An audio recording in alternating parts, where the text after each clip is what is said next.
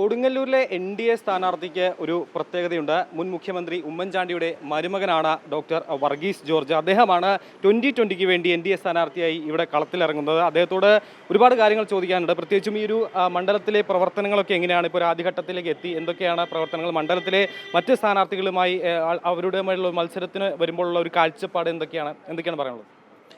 ഈ മണ്ഡലത്തിൽ എനിക്ക് മത്സരിക്കാനായിട്ട് മറ്റ് മണ്ഡലങ്ങൾ വരെ അധികം ബുദ്ധിമുട്ടില്ല.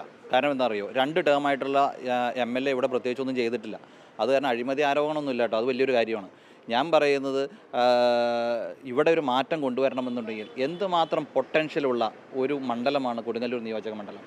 അതിപ്പോൾ മാളയാണെങ്കിൽ ഓരോ പഞ്ചായത്തിനെയും അതിൻ്റേതായിട്ടുള്ള വികസിപ്പിക്കാനും അതിൻ്റേതായിട്ടുള്ള ഒരു പൊട്ടൻഷ്യലുള്ള ഓരോരോ പഞ്ചായത്തുകൾ ഇത്രയും മോശമായിട്ട് കിടക്കുന്നുണ്ടെന്നുണ്ടെങ്കിൽ അത് ഇവിടുത്തെ ഭരണത്തിൻ്റെ കുഴപ്പമാണ്.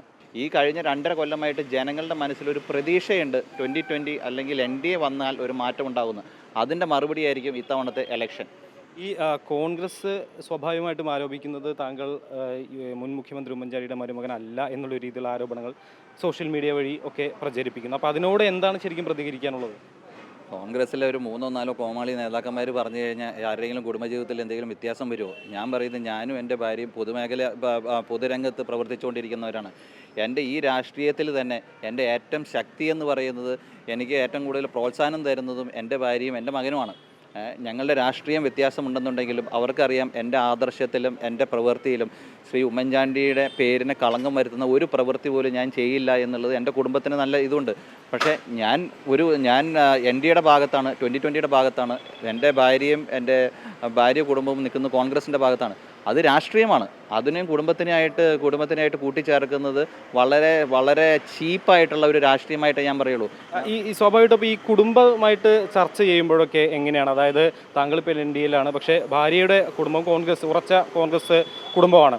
അപ്പോൾ ഇങ്ങനെ വരുമ്പോൾ അതിലുള്ള ഒരു കുടുംബവുമായി ഈ രാഷ്ട്രീയമൊക്കെ ചർച്ച ചെയ്യുമ്പോൾ ഈ ഒരു സ്ഥാനാർത്ഥിത്വത്തെക്കുറിച്ചൊക്കെ കുടുംബത്തിൻ്റെ ഭാഗത്തു നിന്നുള്ളൊരു പ്രതികരണം എങ്ങനെയാണ്?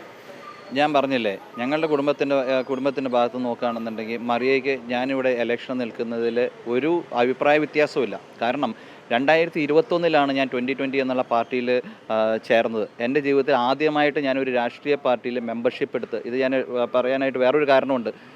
കോൺഗ്രസ് നിന്ന് ഇന്ന മുഖ്യമന്ത്രിമാരുടെ മക്കൾ അവിടെ പോയി, മരുമക്കൾ അവിടെ പോയി എന്ന് പറയാനായിട്ട് ഞാൻ നേരത്തെ എവിടെയും ആയിരുന്നില്ല. ഞാൻ കോൺഗ്രസ്സിലും ആയിരുന്നില്ല, ഞാൻ കമ്മ്യൂണിസ്റ്റിലും ആയിരുന്നില്ല. എൻ്റെ ജീവിതത്തിൽ ആദ്യമായിട്ട് ഞാനൊരു രാഷ്ട്രീയ മെമ്പർഷിപ്പ് എടുത്തത് 2020 എന്നുള്ള പ്രസ്ഥാനത്തിലാണ്. അതിലെ കാരണം തന്നെ അത് ജനഹിതത്തിന് വേണ്ടിയിട്ട് ഒരു വെൽഫെയർ പൊളിറ്റിക്സ് എന്നുള്ള രീതിയിൽ ഞാൻ കണ്ടതുകൊണ്ടാണ് ഞാൻ 2020യിലെ ഭാഗമായി. സ്വാഭാവികമായിട്ട് ഞാൻ അതിലേക്കാണ് വരുന്നത്. എന്തുകൊണ്ടാണ് 2020 അല്ലെങ്കിൽ എന്തുകൊണ്ട് NDA എന്നുള്ളൊരു ചോദ്യം വരും. കാരണം ഉറച്ച ഒരു കോൺഗ്രസ് കുടുംബത്തിലേക്ക് വരുമ്പോൾ എന്തുകൊണ്ട് അവിടെ നിന്ന് മാറി NDAയിലേക്ക് വന്നു എന്നുള്ളൊരു ചോദ്യം സ്വാഭാവികമായിട്ടും ഉയരും.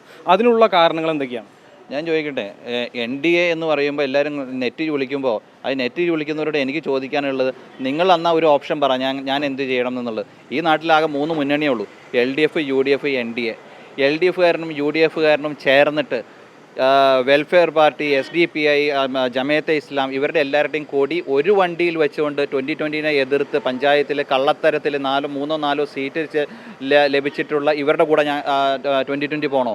2020ക്ക് കുറച്ചും കൂടെ ധാർമ്മികതയുള്ളത് മുന്നണിയിൽ നിൽക്കുകയാണെന്നുണ്ടെങ്കിൽ NDAയിൽ നിൽക്കുന്നതിനാണ്. ഇത്തവണ NDA പ്രതീക്ഷിക്കുന്നത് ഒരു 25 മണ്ഡലത്തിലെങ്കിലും മിനിമം ജയിക്കുമെന്നുള്ള ഒരു പ്രതീക്ഷയുണ്ട്. എന്നാൽ ഭരണത്തിന് മുന്നോട്ട് നോക്കിക്കൊണ്ട് തന്നെയാണ് NDA മത്സരിക്കുന്നത്. ഇത്തവണ ഭരണം പിടിക്കാനായിട്ടുള്ള എല്ലാ കാര്യങ്ങളും ഇപ്പോൾ നിങ്ങൾ നോക്കിക്കഴിഞ്ഞാൽ കാണാം. ഓരോ സ്ഥലത്തും സ്ഥാനാർത്ഥികളെ BJP അല്ലെങ്കിൽ BDJS അല്ലെങ്കിൽ 2020 എന്നുള്ള അർത്ഥത്തിലല്ല, വിജയസാധ്യതയുള്ള നല്ല സ്ഥാനാർത്ഥികളെ കൊണ്ട് നിർത്തിയിട്ടാണ് ഓരോ മണ്ഡലത്തിലും NDA ഇത്തവണ മത്സരിക്കുന്നത്. ഇത്തവണ കേരളത്തിന് നല്ലൊരു മറുപടി കൊടുക്കാനും ജനങ്ങൾക്ക് ഒരു പ്രത്യാശ കൊടുക്കാനും NDA മുന്നിലുണ്ടാവും. കൊടുങ്ങല്ലൂരും അതുപോലെ തന്നെ നല്ലൊരു ത്രികോണ മത്സരം തന്നെയായിരിക്കും. അതിൽ വിജയം വരിക്കുന്നത് NDA ആയിരിക്കും, അതിൽ ഒരു സംശയവുമില്ല.